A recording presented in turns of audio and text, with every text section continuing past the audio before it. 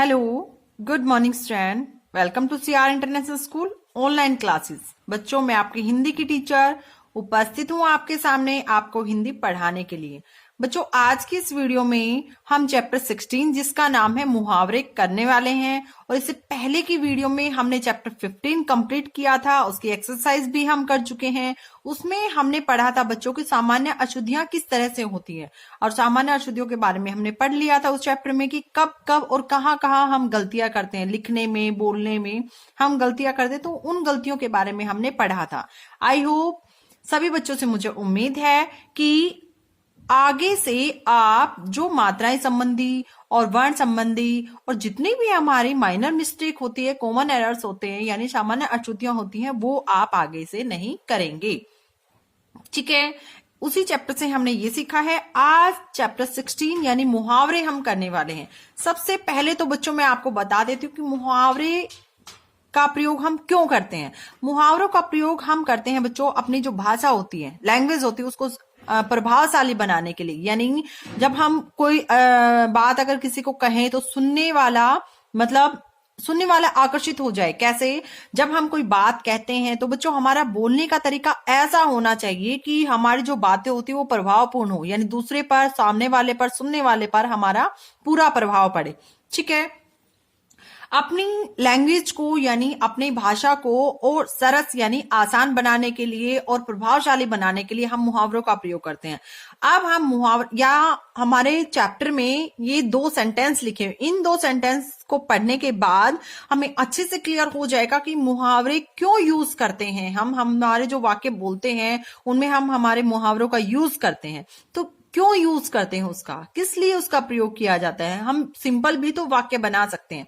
अब देखिए बच्चों, हमारे सामने लिखा हुआ है, शोर सुनकर लुटेरे भाग गए, यानी आवाज सुनकर शोर हुआ और शोर को सुनकर लुटेरे भाग गए। लुटेरे यानी जो सामान को लूट लेते हैं।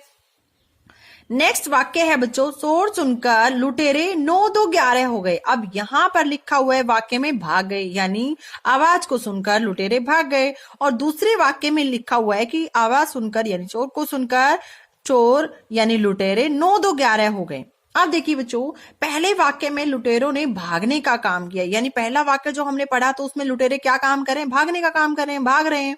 ठीक है, तो भागने का काम किया। लेकिन दूसरे वाक्य में क्या लुटेरे गिनती गिन रहे थे? यहां हमने लिखा हुआ है 9 2 11 होना। अब 9 2 11 ये गिनती है ना, तो दूसरे वाक्य में क्या लुटेरे गिनती गिन रहे थे?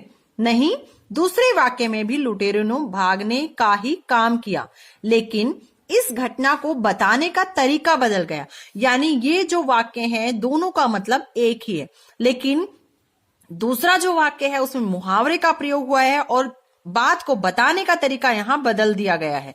इस वाक्य में भाग जाना के स्थान पर 9 2 11 होना का प्रयोग हुआ है, यानी पहले वाक्य में हमने भाग गए ये वर्ड यूज किया है, और दूसरे वाक्य में, अब वाक्य दोनों सेम है ना, लेकिन जो बताने का जो तरीका है वो अलग है, क्योंकि दूसरे वाक्य में हमने मुहावरे का प्रयोग किया है। अब मुहावरा कौन सा यूज किया है हमने? 9 2 11 होना। अब दूसरे वाक्य में हमने 9 2 11 होना इस मुहावरे का प्रयोग किया है। इससे वाक्य क्या बन गया बच्चों? रोचक बन गया है। ठीक है, अब मुहावरे क्या होते हैं, किसे कहते हैं हम मुहावरे? जब कुछ वाक्यांश सामान्य अर्थ न देकर विशेष अर्थ देते हैं तब वे वाक्यांश मुहावरे कहलाते हैं। यानी वाक्यों के ऐसे अंश यानी ऐसे भाग जो सामान्य अर्थ ना देकर यानी आम अर्थ न देकर कोई विशेष अर्थ देते हैं तब वे वाक्यांश मुहावरे कहलाते हैं। मुहावरों के प्रयोग से हमारी भाषा सरल और प्रभावशाली बन जाती है। कुछ मुहावरों में शरीर के अंगों के नामों का प्रयोग होता है। ऐसे ही कुछ मुहावरों के उदाहरण यहां दिए जा रहे हैं। ठीक है, फॉर एग्जाम्पल है बच्चों अंगूठा चूमना। अब अंगूठा चूमना ये मुहावरा है और इसका अर्थ क्या होता है? इसका अर्थ होता है बच्चों खुशामद करना। और इससे हम वाक्य में प्रयोग कैसे कर सकते हैं? देखिए, इसका वाक्य में प्रयोग कैसे कर सकते हैं?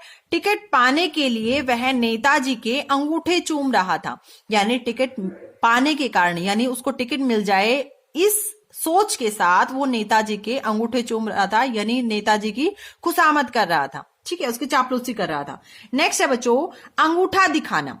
अंगूठा दिखाना का अर्थ क्या होता है? निरादर पूर्वक मना करना, यानी उसका अपमान करके किसी चीज के लिए मना कर देना। वाक्य कैसे बनाएंगे इसे? मैंने रमा से पुस्तक मांगी तो उसने अंगूठा दिखा दिया, यानी जब मैंने रमा से पुस्तक मांगी तो रमा ने मेरा निरादर कर दिया, यानी मेरा आदर न रखते हुए। अगर वो उसका आदर रखता तो क्या होता? वो उसको बुक दे देता, लेकिन उसका अपमान करते हुए उसने उसको अंगूठा दिखा दिया। यानी अंगूठा दिखाना का मतलब क्या होता है? निरादर पूर्वक मना कर देना। ठीक है, नेक्स्ट देखिए बच्चों, आंखों में धूल झोंकना। और आंखों में धूल झोंकना का अर्थ क्या होता है? धोखा देना। वाक्य क्या बनेगा हमारा?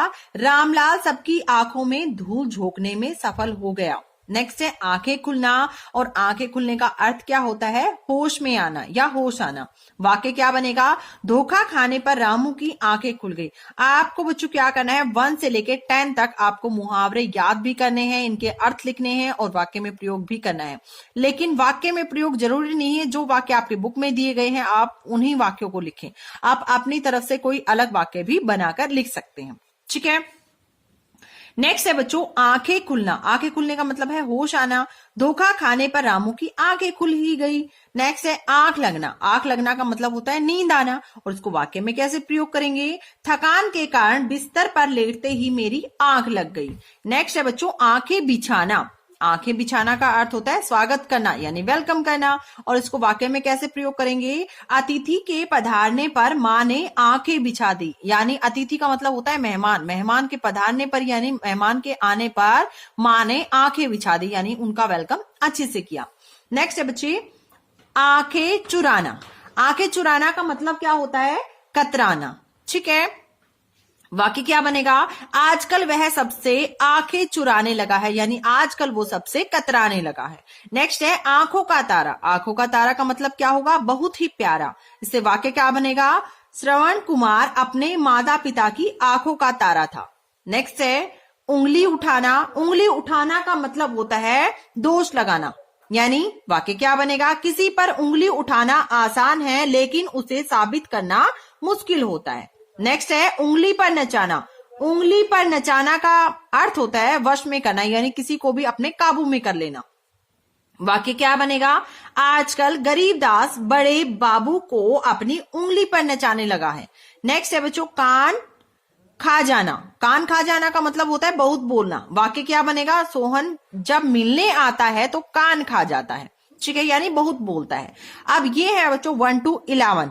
आप इसको अपनी नोटबुक में लिखें भी और इसे लर्न भी करेंगे। वाक्य चाहो तो आप इससे अलग भी बना सकते हो। ओके बच्चों, आज की इस वीडियो में पढ़ेंगे हम यहीं तक। मिलते हैं नेक्स्ट वीडियो में, तब तक के लिए thank you, have a nice day.